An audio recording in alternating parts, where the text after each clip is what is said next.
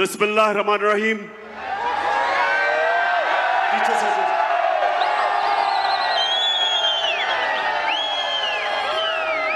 बिस्मिल्लाह रहमान रहीम। इय्याका नअबुदु व इय्याका नस्तईन। मुल्तान, ये मैं 3 महीने में ये मेरा तीसरा मुल्तान में जलसा है और मुझे हैरत होती है कि जब भी मैं आता हूं मुल्तान में, माशाअल्लाह आपका जज्बा, आपका जुनून, आपका शऊर हर बारी मुझे, जब मुल्तान की ये मैं बेदारी देखता हूं तो मैं आपके जज्बे को, जुनून को सलाम करता हूं।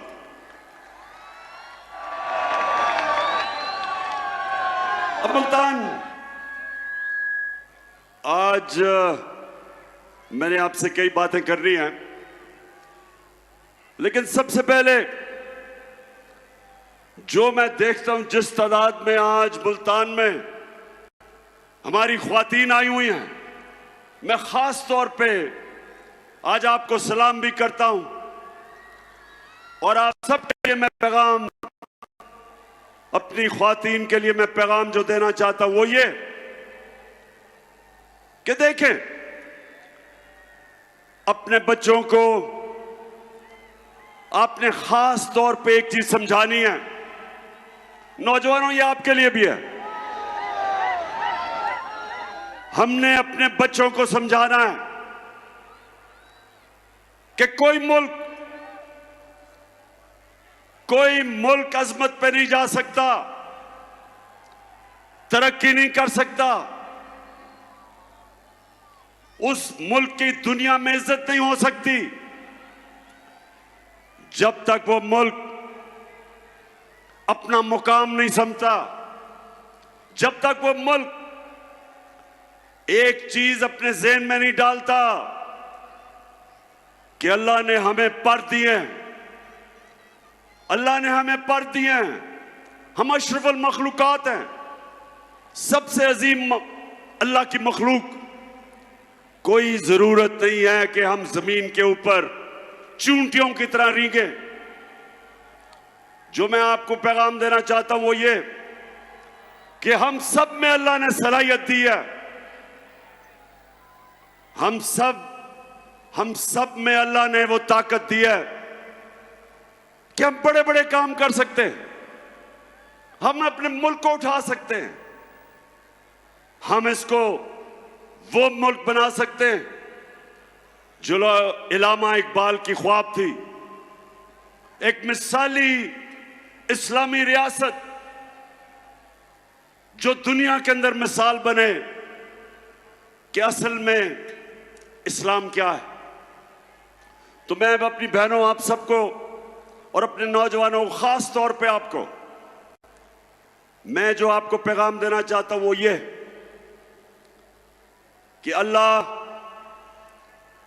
आपको एक बड़ा इंसान बनाता है। हम अपनी कमजोरियों की वजह से एक छोटा सा इंसान बन जाते हैं। मैं जब क्रिकेट खेलता था, मेरे से बहुत ज्यादा सलाहियत रखने वाले खिलाड़ी थे, मेरे से ज्यादा टैलेंटेड थे, लेकिन उनकी ख्वाब बड़ी नहीं थी, सोचते नहीं थे बड़ा। जब थोड़ा सा कामयाबी होती थी मुतमईन हो जाते थे या पैसे के पीछे लग जाते थे। ये मेरे पाकिस्तानियों एक चीज रखना, ये मेरे कभी लफ्ज ना भूलना, पैसे को इस्तेमाल करना सीखो, पैसे से कभी इस्तेमाल ना होना।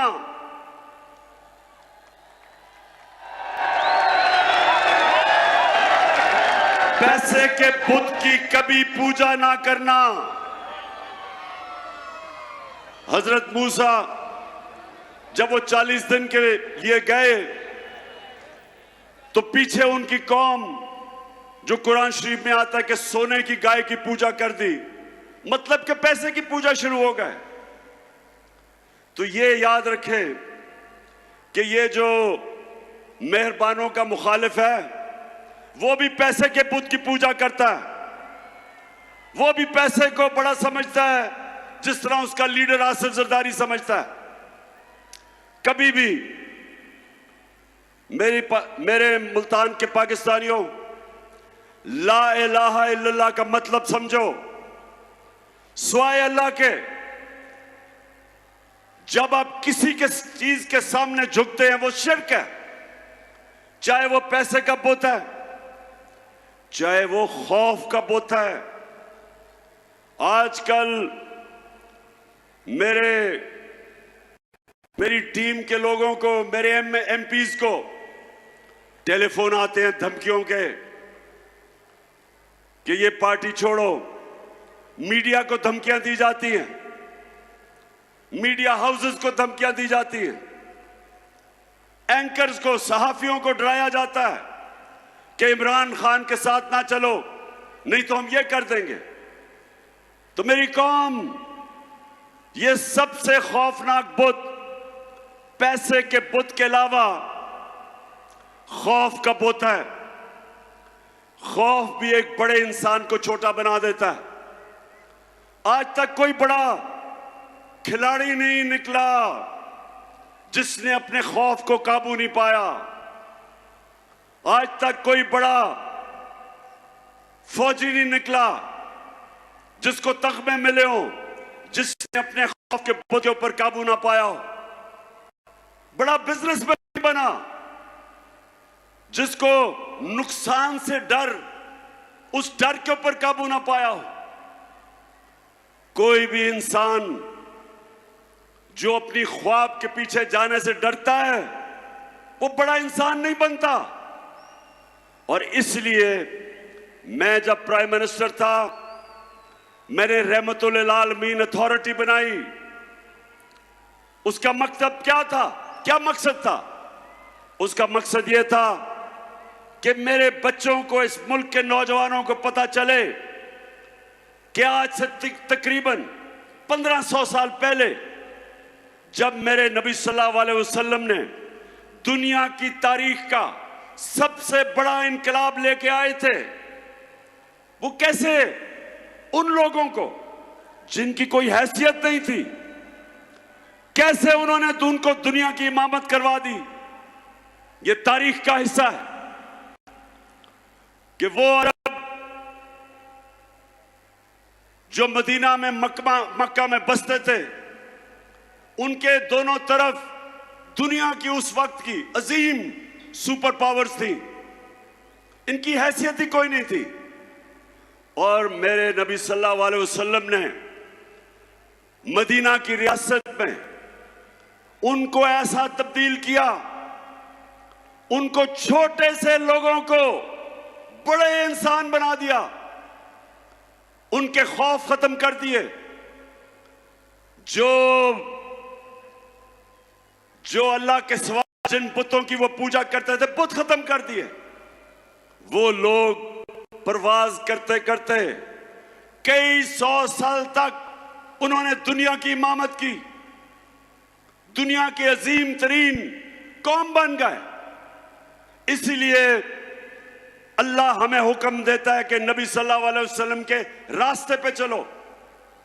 इसलिए नहीं कि आप अल्लाह को फायदा पहुंचाते, इसलिए कि जब आप नबी के रास्ते पे चलते हैं, आप एक छोटा सा आदमी बड़ा इंसान बन जाता है, इंसानों को पर लग जाते हैं। तो मेरी सबसे बड़ी कोशिश है कि मेरी अपनी कौम को किसी तरह अपने नबी की सुन्नत पे चलाऊं, ताकि मेरी कौम भी एक अजीम कौम बने। और वो बननी थी जो इलामा इकबाल की ख्वाब थी, और जो मेरे लीडर कायद आजम ने जिसकी जदोजहद की थी, वो एक अजीम कौम थी। वो बननी थी, दुनिया के अंदर मिसाल हमने बनना था। उस रास्ते पे हमें वापस जाना है, और उसके लिए मुल्तान हमें हकीकी आजादी की जदोजहद करनी है। हमने अपने मुल्क को आजाद करना है। ये जो बैरूनी मुल्क साजिश के तहत चोरों को ऊपर बैठाया, जो बैरूनी मुल्क के गुलाम हैं, जिनके पैसे मुल्क से बाहर पड़े, ये जरदारी और नवाज शरीफ 30 साल से मुल्क का पैसा चोरी करके बाहर ले गए। ये वो लोग हैं जिनके जरिए हमें रिमोट कंट्रोल किया जाता है। ये वो लोग हैं जो दूसरों के बैरूनी मुल्कों के हुक्म पे हमारे फैसले करते हैं।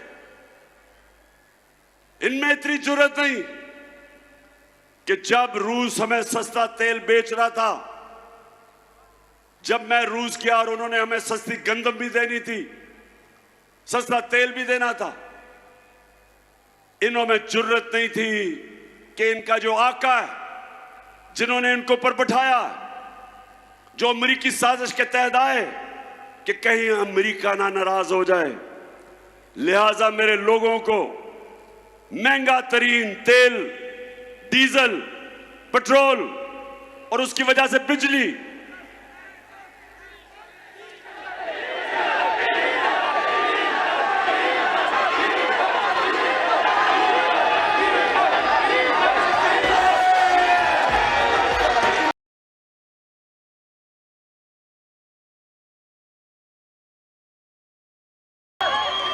तो मुल्तान, हमारी कोशिश है कि हम अपने मुल्क को आजाद करें। सबसे पहले मुल्क के फैसले पाकिस्तान में हो। हम अपने मुल्क को अपने पैर पे खड़ा करें। हमें कभी किसी और मुल्क के सामने हाथ ना फैलाने पड़े कि जब एक कौम किसी और मुल्क के सामने हाथ फैलाती है, उसकी इज्जत नहीं होती। हरे पासपोर्ट की इज्जत नहीं होगी जब तक हम अपने पैर पे ना खड़ा हो। और मैंने एक पूरा प्रोग्राम बनाया है, क्योंकि जिधर इन्होंने मुल्क पहुंचा दिया, जिस तरह के पाकिस्तान को इन्होंने 2 महीने में जो कर्जे लिए हैं, जिस तरह कर्जों की दलदल में भी गिर रहे हैं, हमारी माइशत भी नीचे जा रही है, हमारी इंडस्ट्री भी नीचे जा रही है। हमारे किसानों के लिए जो भी शाह महमूद कुरैशी ने बताया कि कितने बुरे हालात हमारे आज किसानों के हैं। ट्यूबवेल में डीजल, उसकी कीमत ऊपर, बिजली वो दुगनी से भी ज्यादा। तो जो किसान के पास पैसे, उसके खर्चे इतने चले गए हैं कि वो अपनी जमीन के ऊपर पैसा नहीं लगा सकता। इंडस्ट्री जब बंद हो गई, बेरोजगारी बढ़ रही है। जो हमने दुनिया को एक्सपोर्ट्स करके अपनी दौलत में इजाफा कर रहे थे, याद रखें हमारे 3.5 साल में पाकिस्तान की सबसे ज्यादा रिकॉर्ड एक्सपोर्ट्स हमारे जमाने में थी। सबसे ज्यादा बैरून मुल्क ने पैसा पाकिस्तान में हमारे जमाने में भेजा। सबसे ज्यादा टैक्स इकट्ठा किया हमने किया। हमारे जमाने में 4 जो बड़ी बड़ी फसलें थी, तारीखी उनकी पैदावार थी, किसान के पास तारीखी पैसा गया। किसान के पास जो उसकी आमदनी थी, कभी किसान को इतना पैसा नहीं मिला जो हमारे आखिरी 2 साल में मिला। और उसके अलावा हम हेल्थ कार्ड लेके आए कि इसके IMF के प्रोग्राम में होते हुए हमने अपने फैसला किया कि हर खानदान को 10 लाख रुपए की हेल्थ इंश्योरेंस किसी भी अस्पताल में जाके अपना इलाज करवा सकते थे। और ये एहसास प्रोग्राम, हेल्थ कार्ड, फिर कामयाब पाकिस्तान में सूद के बगैर कर्जे, निचले तबकों को हमने पूरा प्रोग्राम था कि घर बनाने के लिए सूद के बगैर कर्जे। और ये तब जबकि हम भी IMF के प्रोग्राम में थे। तो मैं आज ये कहना चाहता हूं कि वो जो मुल्क ऊपर जा रहा था, एक साजिश के तहत उन्होंने हमारी गवर्नमेंट गिराई। और जब से ये हुकूमत आई है, कीमतें आसमानों पे, माइशत जमीन पे। और मैं आज आपके पास इसलिए आया हूं कि एक तो हमने इनसे अपने आप को आजाद करना है। अब सबने मेरे से वादा करना है कि इन इलेक्शनों के अंदर आपने सबने इसको अपना इलेक्शन समझना है। अपने बच्चों के, अपने आने वाली नस्लों के लिए आपने इन सबको शिकस्त देनी है। मुल्तान, आप तैयार हो? बताएं मुझे।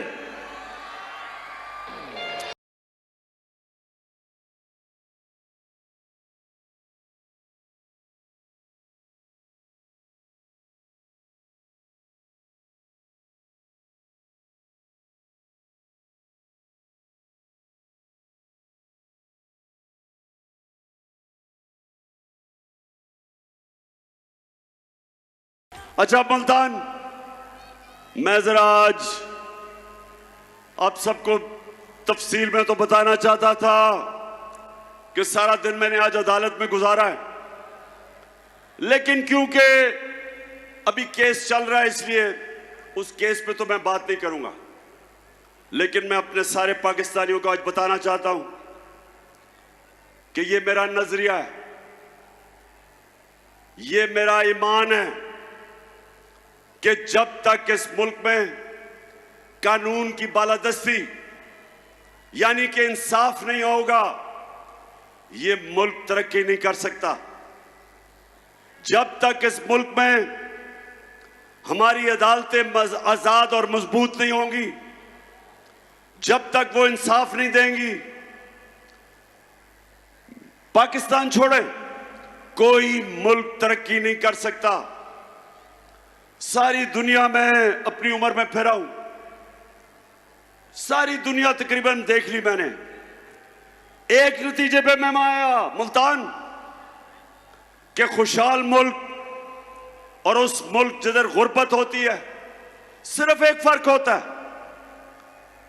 खुशहाल मुल्कों के अंदर इंसाफ होता है और गरीब मुल्कों के अंदर जुल्म का निजाम होता है, जिसके मुतालिक हजरत अली रजी अल्लाह ताला ने कहा था कि कुफर का निजाम चल जाएगा, जुल्म का निजाम नहीं चल सकता, नाइंसाफी का निजाम नहीं चल सकता।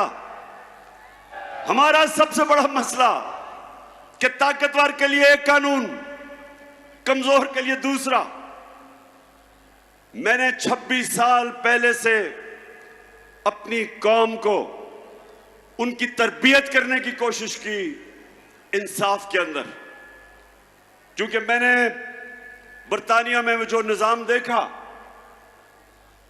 उसकी सबसे बड़ी कामयाबी की वजह यह कि वहां इंसाफ कोई कानून के ऊपर नहीं, ताकतवर के लिए भी वो कानून, कमजोर के लिए भी वो।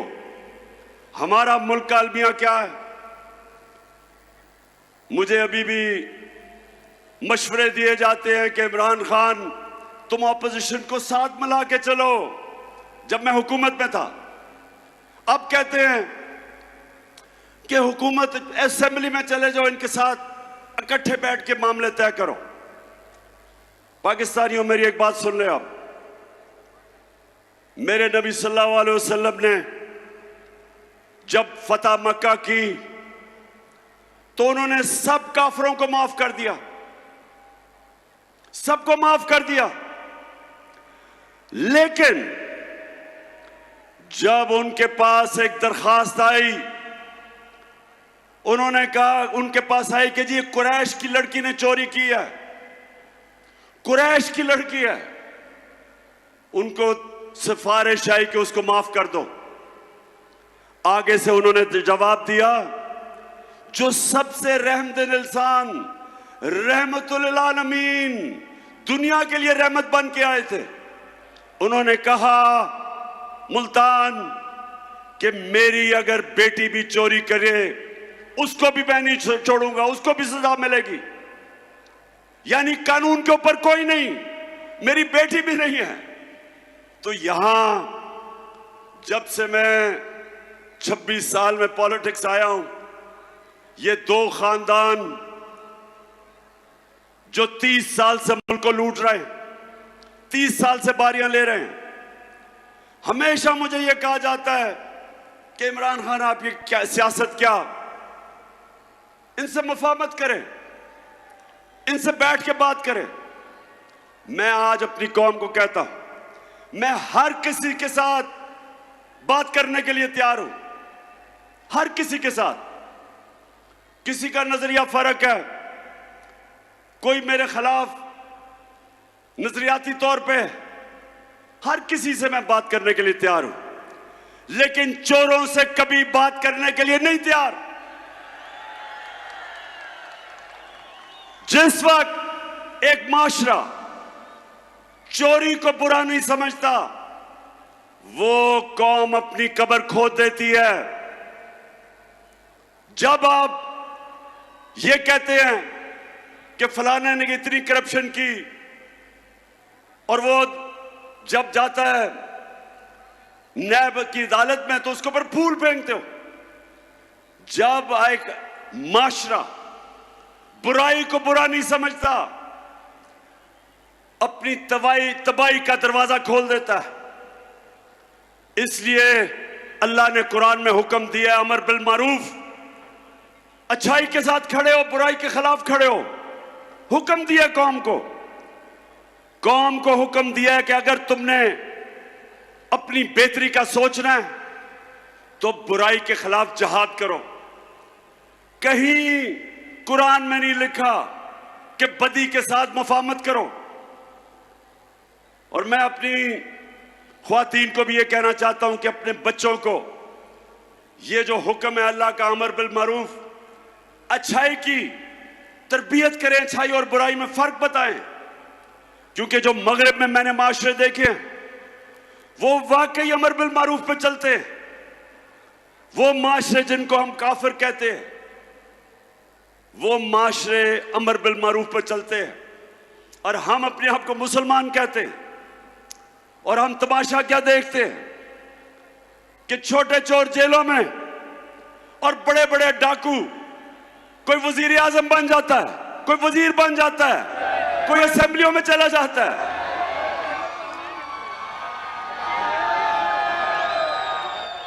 ये है हमारी दूसरी आजादी, हकीकी आजादी की जंग, कि हमने अपने आप को, वो लोग जो माशरे के अंदर फितना है, जो कब्जा ग्रुप है, हमने इनका मुकाबला करना है। क्यों नहीं स्विट्जरलैंड में कब्जा ग्रुप, क्यों नहीं यूरोप में कब्जा ग्रुप? क्योंकि उनकी अदालतें ताकतवर को भी उसी तरह करती हैं जो कमजोर को करती। हर दुनिया का माशरा जो कामयाब है वह ताकतवर को कानून के नीचे लेके आते हैं। हमने एक मिनट, 26 साल पहले मैंने जब पॉलिटिक्स शुरू की थी इसी चीज के ऊपर कि पाकिस्तान में हमने इंसाफ की जंग लड़नी, और मेरा मुकाबला इन दो करप्ट खानदानों के साथ था जो समझते थे कि इंसाफ के ऊपर है। कभी भी, नौजवानों जरा मैं आपको टीवी पर दिखाऊंगा, ये कभी नहीं हुआ कि एक जमहूरियत के अंदर एक पॉलिटिकल पार्टी ने सुप्रीम कोर्ट के ऊपर डंडों से हमला किया। ये कभी नहीं हुआ कहीं। ये जरा अभी देखें,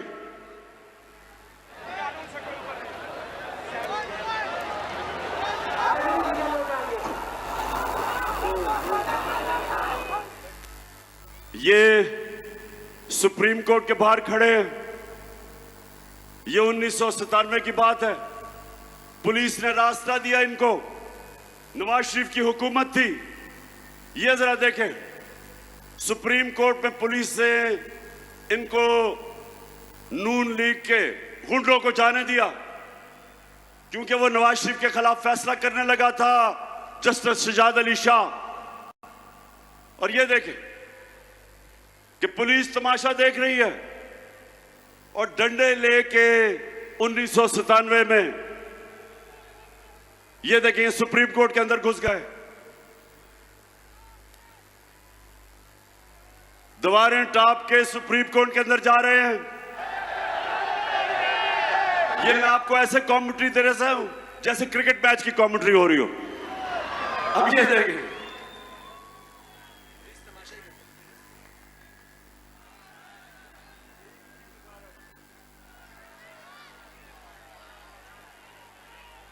सुप्रीम कोर्ट के ऊपर चढ़ गए और पुलिस तमाशा देख रही है। ये सुने, अब मैं ये आपको क्यों दिखा रहा हूं, ये किसी जमहूरियत में नहीं होता। सजाद अली शाह को उन्होंने सुप्रीम कोर्ट से भगाया, वो जान भी बचा के भागा, जो चीफ जस्टिस था। और फिर इन्होंने जजेस को, बाकियों को पैसा चलाया, ब्रीफ केस चलाए और सजाद अली शाह को हटाया गया। कोई एक्शन नहीं लिया गया इनके ऊपर। और ये वो लोग हैं जो आज मुल्क पे मुसल्लत है और आज कहते हैं चोरी हमने की है, हमें एनआरओ दो, हम कानून से ऊपर हैं।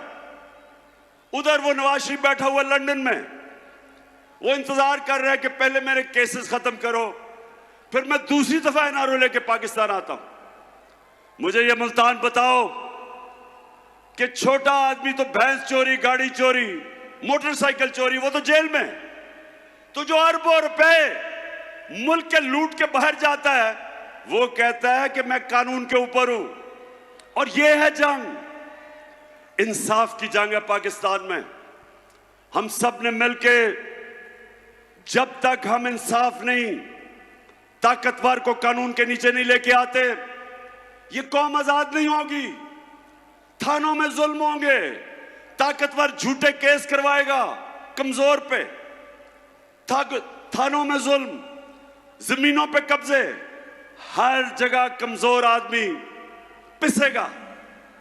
आज जो बैरून मुल्क पाकिस्तानी है, मुल्तान ये सुन लो, मेरे पाकिस्तानी भी सुन रहे होंगे, आज ये याद रखें कि जो दल दल में हमें इन्होंने फंसा दिया है 4 महीने में, इससे अब सिर्फ एक तरह हम निकलेंगे। बैरूनी मुल्क जिनसे हम इमदाद मांगते हैं, वो अब नहीं देंगे। वो अगर देंगे भी तो वो हमारी आजादी छीनेंगे। इसलिए एक ही तरीका है, 1 करोड़ पाकिस्तानी बाहर बैठा है, ये हमारा सबसे बड़ा असास है।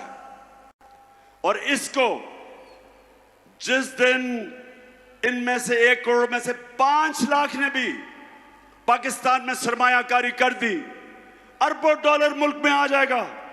ये हैं जो लोग हमें आजाद करेंगे बैरूनी मुल्क के कर्जों से। लेकिन वो कभी नहीं आएंगे, वो कभी पाकिस्तान में सरमायाकारी नहीं करेंगे जब तक हमारा इंसाफ का निजाम ठीक नहीं होता, कॉन्ट्रैक्ट एनफोर्समेंट नहीं होती, जब तक उनको ये एतमाद ना हो कि जब वो सरमायाकारी करेंगे उनसे फ्रॉड नहीं होंगे। वो इसलिए दुबई चले जाते हैं, वो मलेशिया चले जाते हैं, लेकिन पाकिस्तान में सरमायाकारी नहीं करते। तो जो मेरा इंशाअल्लाह अल्लाह ने आगे बारी दी, तो मैं आज सबसे पहले अपने बैरून मुल्क पाकिस्तानियों के लिए आसानी पैदा करूंगा कि पाकिस्तान में सरमायाकारी करें, और उसके लिए अपना इंसाफ का निजाम इसको बेहतर करेंगे। और उसकी वजह से इंशाअल्लाह ये आप देखते रहेंगे कि बजाय किसी के सामने हाथ फैलाए, हम पाकिस्तान को उठा देंगे और इंशाअल्लाह वो मुल्क बनेगा जो इसको बनना चाहिए था 75 साल पहले। आखिर में मुल्तान, मुझे ये बताओ कि ये जो भाग गए हैं मैच खेलने से, ये जो भगौड़े हो गए हैं,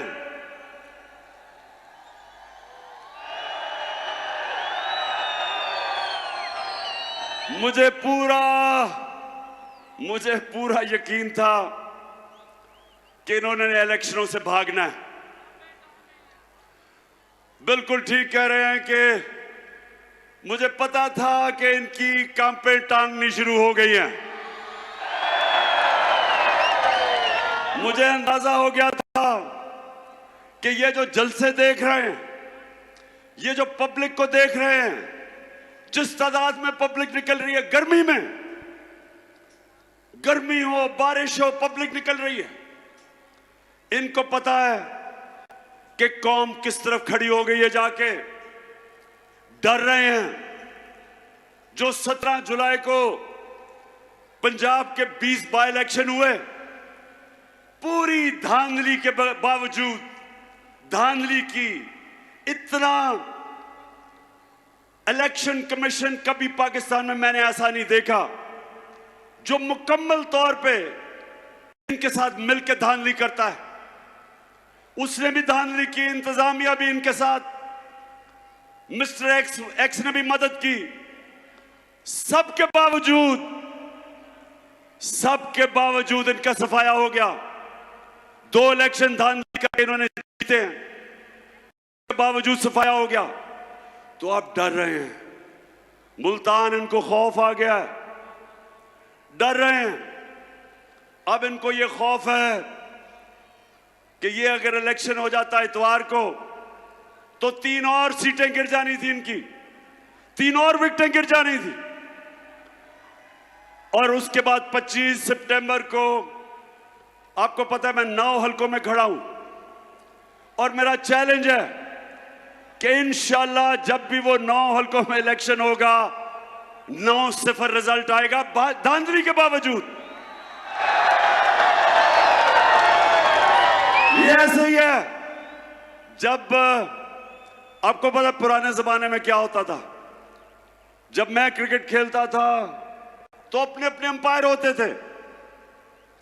हम जब हिंदुस्तान मैच खेलने जाते थे उनके अपने अंपायर होते थे। वो जब पाकिस्तान खेलने आते थे हमारे अंपायर थे। वो पाकिस्तान में नहीं जीत सकते थे, जिधर हमारी टीम को मुश्किल पड़ती थी अंपायर मदद करने के लिए आ जाते थे। उधर जब जाते थे तो उधर जब हम मैच जीतने लगते थे उनके अंपायर मदद करने के लिए आ जाते थे। तो वाहिद कप्तान था, हिंदुस्तान गया, उनके अंपायर थे, उनके अंपायरों के बावजूद आपका कप्तान जीत के आया।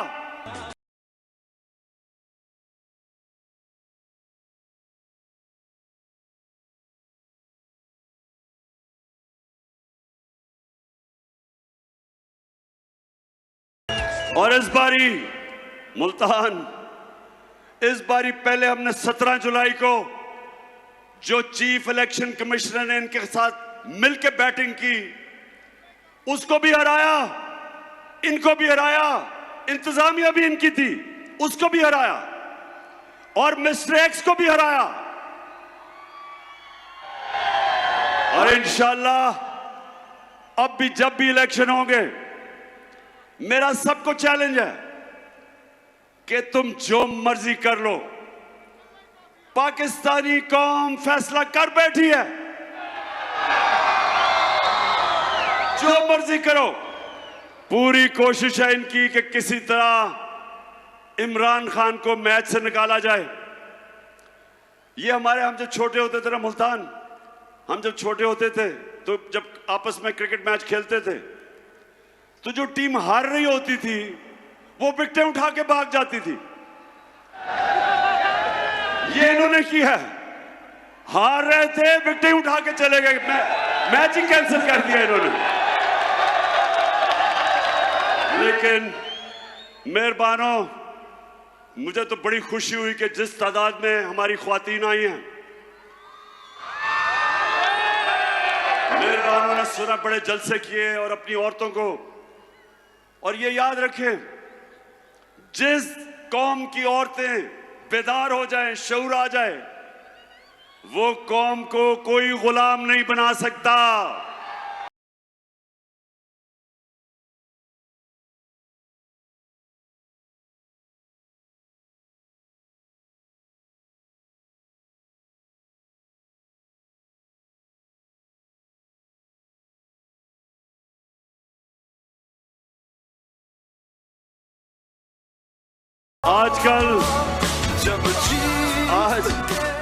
आजकल हालात ऐसे हैं मुल्तान, आजकल हालात ऐसे हैं कि वालिद जनाब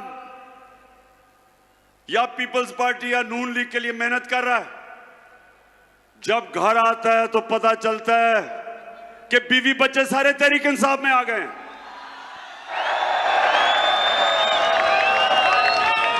यानी कि ऐसे लग रहा है ऐसे लग रहा है कि जैसे पुराने जमाने के अंदर जब मेरे नबी सल्लल्लाहु अलैहि वसल्लम ने तबलीग की और लोगों को इस्लाम की तरफ लेके आए और राय हक पे लेके आए, तो एक वक्त ऐसा था कि आदमी कहीं और होता था, घर में औरतें और नौजवान इस्लाम कबूल कर लेते थे। आज